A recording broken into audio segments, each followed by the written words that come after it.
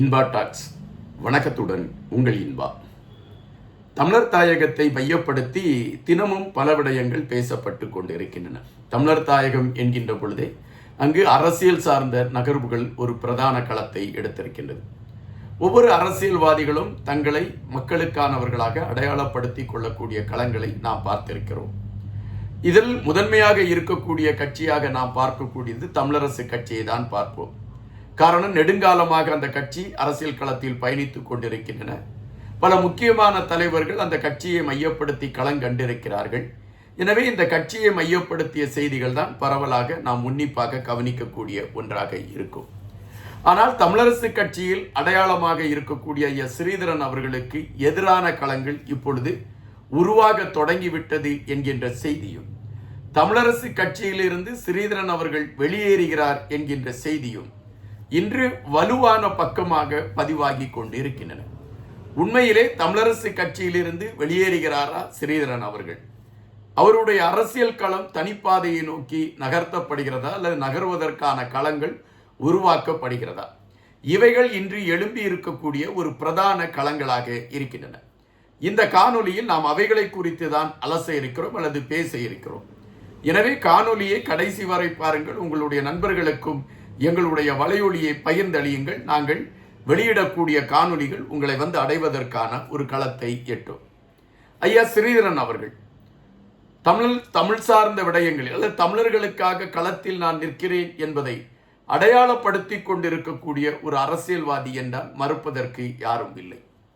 நாடாளுமன்றத்தில் அவர் பேசக்கூடிய வார்த்தைகளும் அவரால் எடுத்து வைக்கப்படுகின்ற கருத்துகளும் அதிர வைத்திருக்கிறது. தமிழர்களுக்காக ஒரு நாடாளுமன்ற உறுப்பினர் இவ்வளவு ஆவேசமாக பேசுகிறாரே என்று உன்னிப்பாக கவனிக்க வைத்திருக்கிறது. ஆனால் ஒரு கட்டத்திற்கு மேல் ஐயா ஸ்ரீதரன் அவர்கள் மீது கடுமையான விமர்சனங்கள் எழும்பத் தொடங்கின. அந்த விமர்சனம் அதற்கு முன்பே பேசுபடு பொருளாக இருந்தால் கூட அந்த விமர்சனத்திற்கு வலு சேர்த்தது வைத்தியர் அர்ஜுனா அவர்களுடைய குரல். ஐநா மன்றத்திலிருந்து ஆணையர் அவர்கள் வருகை தந்திருந்தார். அந்த ஆணையரை தமிழ் கட்சியை சார்ந்த உறுப்பினர்கள் சந்தித்து பேசுவதாக ஒரு களம். தமிழ் கட்சிகளின் பிரதிநிதியாக அங்கு அமர்ந்திருந்தவர் ஐயா ஸ்ரீதரன் அவர்கள். வலுக்கட்டாயமாக வைத்தியர் அர்ஜுனா நானும் கலந்து கொள்வேன் என்று சொல்லிவிட்டு அந்த நிகழ்வில் கலந்து கொள்கிறார். அப்பொழுது அங்கு பேசிய ஸ்ரீதரன் அவர்கள் ஒரு 4 வார்த்தைகள் அல்லது வரிகள் எழுதி வைத்து அந்த வரிகளை வாசித்திருக்கிறார். அந்த வரிகளில் அவர் ஒரு விடயத்தை குறிப்பிட்டிருக்கின்றார். எங்களுக்கு சர்வதேச விசாரணை தேவையில்லை, உள்ளூர் பொறிமுறையே போதும் என்கின்ற ஒரு கருத்தை பதிவிட்டிருக்கிறார். இதனை வைத்தியர் அர்ஜுனா அவர்கள் வெளியே வந்து சொல்கின்றார் கோபத்தோடு. நாங்கள் மக்களுக்காக இவர்கள் இருக்கிறார்கள் என்று நினைத்தால் சிங்கள ஆட்சியாளர்களையும் இராணுவத்தையும் காப்பாற்றக்கூடிய களங்களை இவர்கள் எடுப்பதற்கான களங்களைத்தான் இந்த கூட்டத்தில் எடுத்திருக்கிறார்கள். ஏதோ 4 வார்த்தைகளை மட்டுமே பேசிவிட்டு அமைதியாகிவிட்டார்கள் என்று கடுமையான விமர்சனங்கள் எழுப்பப்படுகிறது. ஐயா ஸ்ரீதரன் அவர்கள் மீது வைத்தியர் அர்ஜுனா எழுப்புகின்றார். அப்பொழுதுதான் மக்களுக்கு ஒரு கேள்வி எழும்புகிறது. இதுவரை மக்களுக்காக பேசுகிறேன் என்று கூறிக்கொண்டிருந்த ஸ்ரீதரன் அவர்கள் தன்னை வளப்படுத்துவதற்கான ஒரு களத்தை எடுத்துக்கொண்டு அவர் பயணித்துக் கொண்டு இருக்கிறாரோ என்கின்ற ஐயப்பாடுகள் எழும்பின.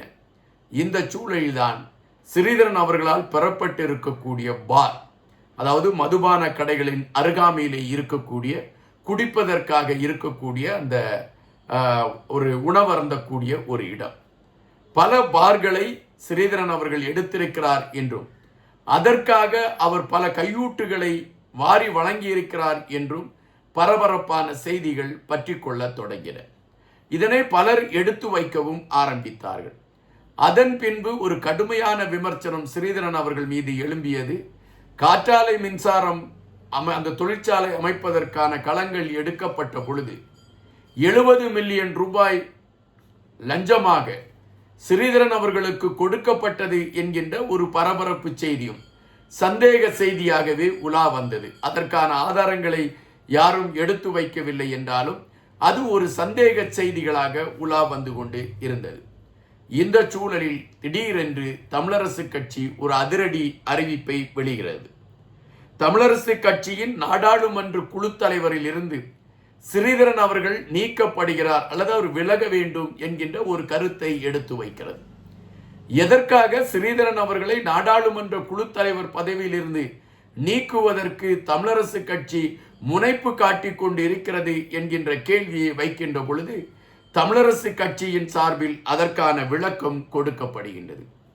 8 தடவை நாடாளுமன்றத்தில் இலங்கை இராணுவ வீரர்களை காப்பாற்றுவதற்கான களத்தை எடுப்பதற்கு ஸ்ரீதரன் அவர்கள் முனைப்பு கொடுத்தார் என்றும் இராணுவ வீரர்களுக்கு ஆதரவாக வாக்களித்தார் என்கின்ற விடயமும் அழுத்தமாக பதிவு செய்யப்படுகின்றது. இதற்கான ஆதாரங்கள் இருக்கிறது. எனவே இதன் அடிப்படையில் ஸ்ரீதரன் அவர்கள் நாடாளுமன்ற குழு தலைவரிலிருந்து விலக வேண்டும் என்கின்ற கோரிக்கை வலுவடைய தொடங்கியது. எனவே தமிழரசு கட்சியில் தனக்கு எதிராக ஒரு பெரிய ஒரு கூட்டமே இருக்கிறது என்பதை ஸ்ரீதரன் அவர்கள் காலம் கடந்து அவர் அதை குறித்து உணர்ந்திருப்பார் என்று நான் நம்புகின்றேன். தற்பொழுது ஸ்ரீதரன் அவர்கள் அந்த பதவியில் இருந்து விலகிவிட்டார். சாணக்கியன் அவர்கள் இப்பொழுது அந்த பதவியில் நியமிக்கப்பட்டிருக்கின்றார். இந்த சூழலில் தமிழகத்தில், அதாவது தமிழர் தாயகத்தில் இயங்கிக் கொண்டிருக்கக்கூடிய பெரும்பாலான ஊடகங்களில் ஒரு செய்தி பரவலாக பேசப்படுகிறது அல்லது ஒரு செய்தி தொடர்ச்சியாக எடுத்து வைக்கப்படுகின்றது. அந்த செய்தி என்னவென்றால், தமிழரசு கட்சியிலிருந்து ஸ்ரீதரன் அவர்கள் வெளியேறுகிறார் என்கின்ற செய்தி எடுத்து வைக்கப்படுகின்றது. உண்மையிலே தமிழரசு கட்சியிலிருந்து ஸ்ரீதரன் அவர்கள் வெளியேறுகிறாரா? அதற்கான களங்களை எடுத்துக்கொண்டு பயணிப்பதற்காக அவர் வேகம் கட்ட தொடங்கிவிட்டாரா என்கின்ற கேள்வி வருகின்ற பொழுது இதனை மையப்படுத்தி ஸ்ரீதரன் அவர்கள் ஒரு கருத்தை பதிவிட்டிருக்கிறார். அவர் என்ன குறிப்பிட்டிருக்கின்றார் என்றால், எனக்கு எதிராக தமிழரசு கட்சியில் பலர் எனக்கு எதிராக செயல்பட ஆரம்பித்திருக்கிறார்கள்.